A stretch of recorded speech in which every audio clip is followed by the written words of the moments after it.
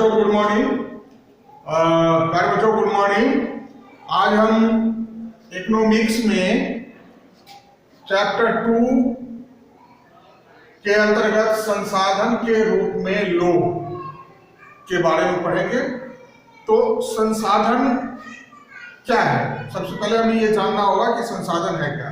तो संसाधन हमारे कोई भी काम करते हैं और जिस चीज का उपयोग करते हैं उसको हम लोग संसाधन कहते हैं।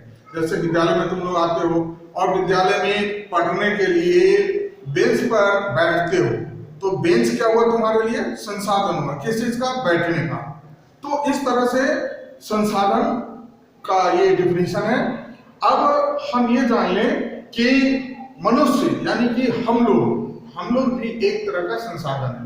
अब जैसे तुम लोग विद्यार्थी हो, पढ़ने के लिए आते हो और हम टीचर्स हैं, हम भी एक मनुष्य हैं और हम आपको पढ़ाते हैं। तो इस तरह से जो हम हुए वो तुम्हारे लिए एक संसाधन हुआ। किस चीज के लिए? ज्ञान अर्जन करने के लिए, बुद्धि अर्जन करने के लिए आपको विद्यालय आना है और हम मानव संसाधन के रूप में आपको पढ़ाते हैं।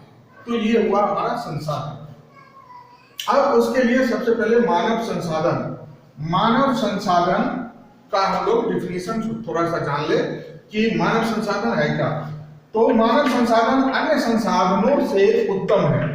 जितना भी संसाधन है देश के अंदर में हमारे, उन सारे संसाधनों में मानव संसाधन जो है सबसे बढ़िया माना जाता है किसी भी काम को करने के लिए। क्यों?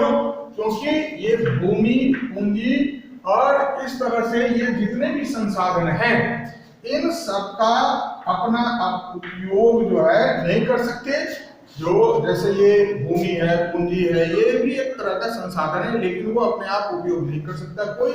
उसके लिए हमें उसकी जरूरत पड़ती है और हम उसमें से अन्न उगाते हैं या और भी काम करते हैं और अपना फायदे के लिए, अपना संसाधन जुटाने के लिए, दूसरा संसाधन जुटाने के लिए हम अपना उपयोग करते हैं।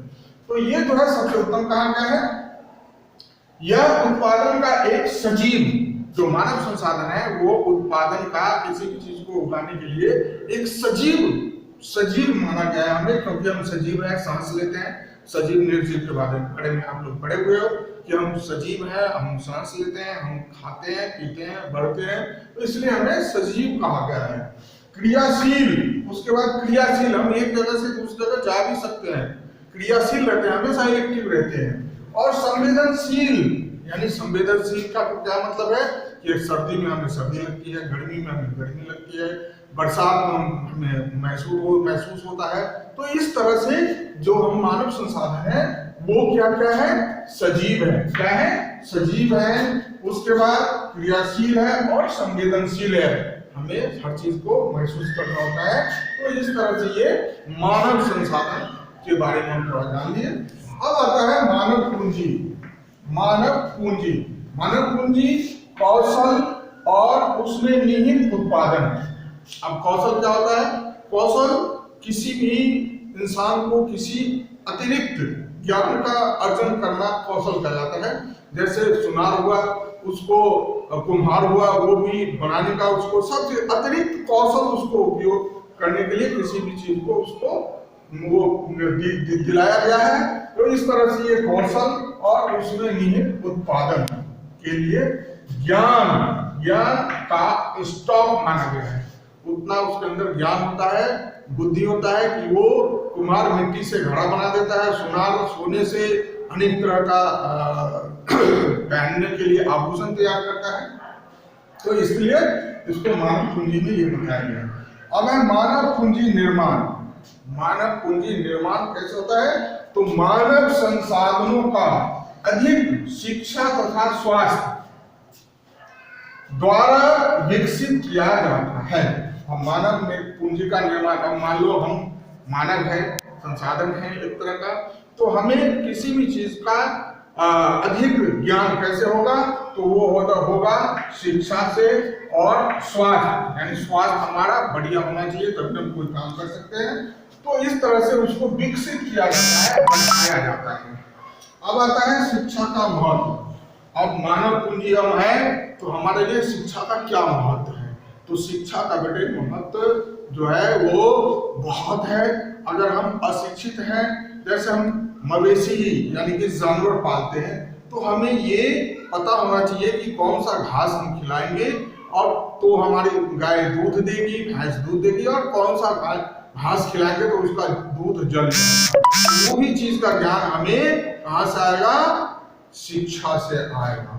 तो शिक्षा का मानव पूंजी को बहुत जरूरी है।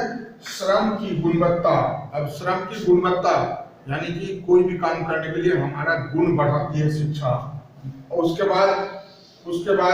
परिणाम स्वरूप उत्पादकता में हुई वृद्धि देश की समृद्धि में योगदान करती है। अब हमारे पास शिक्षा है, हम अनेक तरह के काम कर रहे हैं, तो हमारे देश की भी उससे क्या होता है? उन्नति होती है, प्रगति होती है। लास्ट पॉइंट है कि जापान ऐसे देश है, वहां क्या होता है? मानव को संसाधन पर अधिक निवेश किया जाता है। जापान में जो है मानव संसाधन के ऊपर सरकार बहुत ध्यान देती है। अगर कोई बीमार पड़ गया तो उसको जल्दी से जल्दी दवाई, अच्छी शिक्षा, अच्छा कुशलता के लिए उसको अच्छा कौशल का विकास किया जाता है। तो इस तरह से ये हमारा चैप्टर था मानव के रूप में, संसाधन के रूप में लोग का जो परिभाषा है, और उसके द्वारा और भी चीजें उसके बारे में हमने पढ़ा। अगली बात के लिए हम अगले चैप्टर में पढ़ेंगे। थैंक यू बेटा।